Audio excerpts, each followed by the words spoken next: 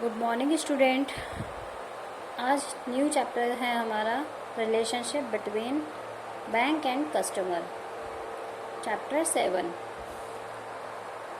इसमें बैंक और कस्टमर के बीच रिलेशन बताया है कि इन दोनों के बीच कैसा रिलेशन रहता है। देखिए, सबसे पहले है meaning of banker. Meaning of bank मैंने आपको फर्स्ट चैप्टर में बताया था। अब इसमें है meaning of banker. Any institution which accepts different kind of deposits from public and promises to pay the same back through check, draft or any other medium is called a bank or banker।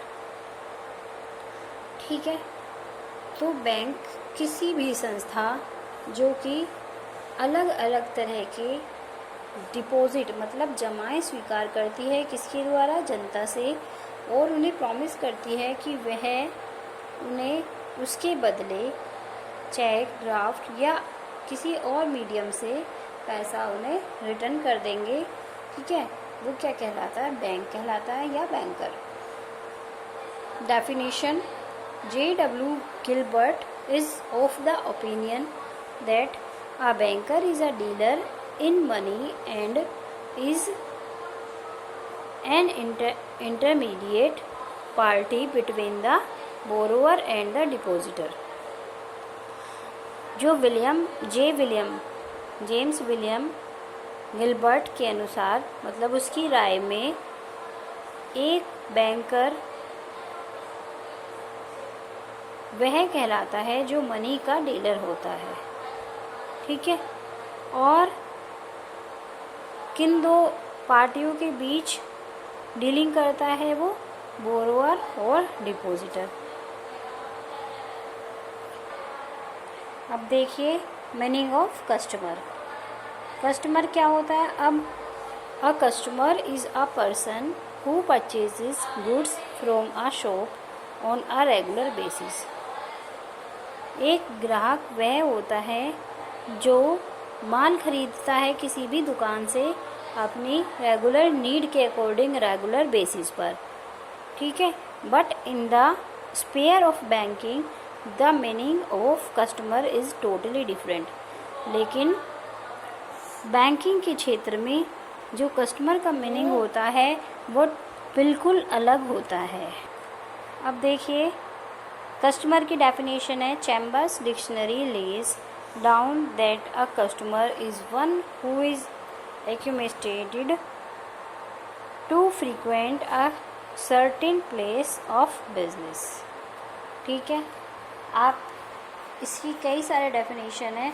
एक sir Jones के according भी है, वो ये है कि to constitute a customer there must be some recognisable course of habits of dealing in the nature of regular banking business. ठीक है, अब हम देखेंगे various types of bank customer.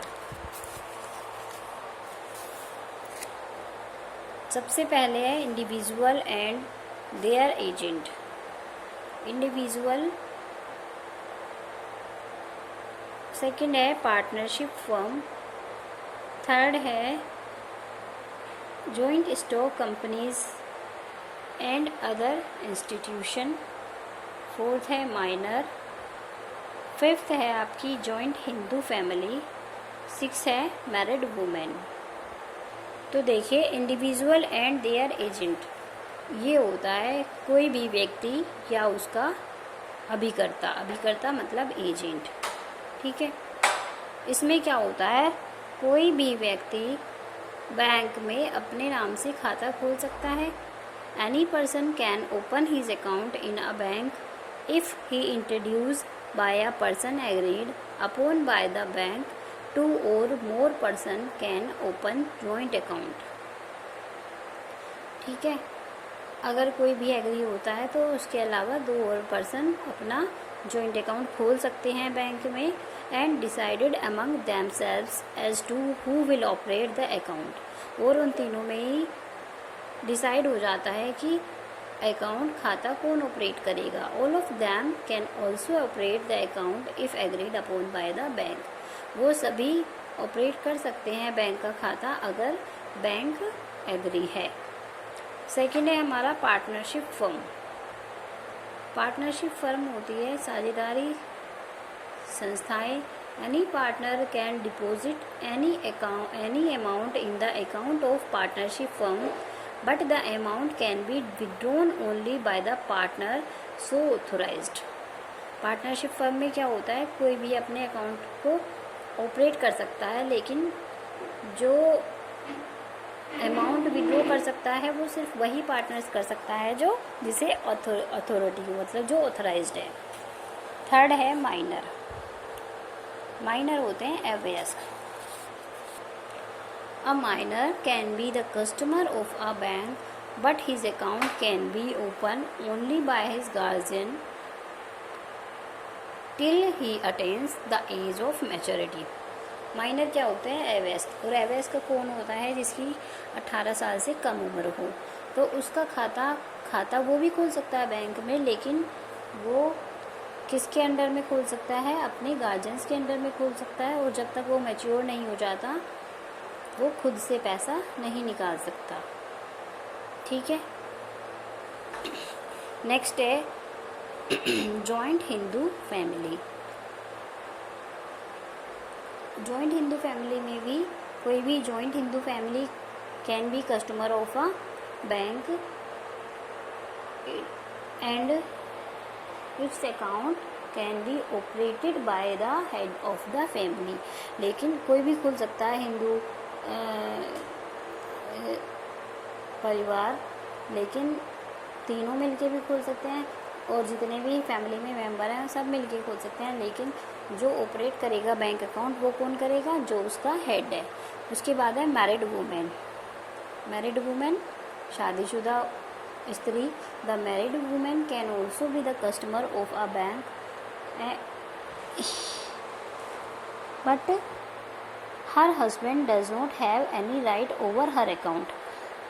खोल तो मैरिड वुमेन सकती है अपना अकाउंट, लेकिन जो उसका हस्बैंड होता है उसे कोई भी राइट नहीं होता उसका अकाउंट चलाने का।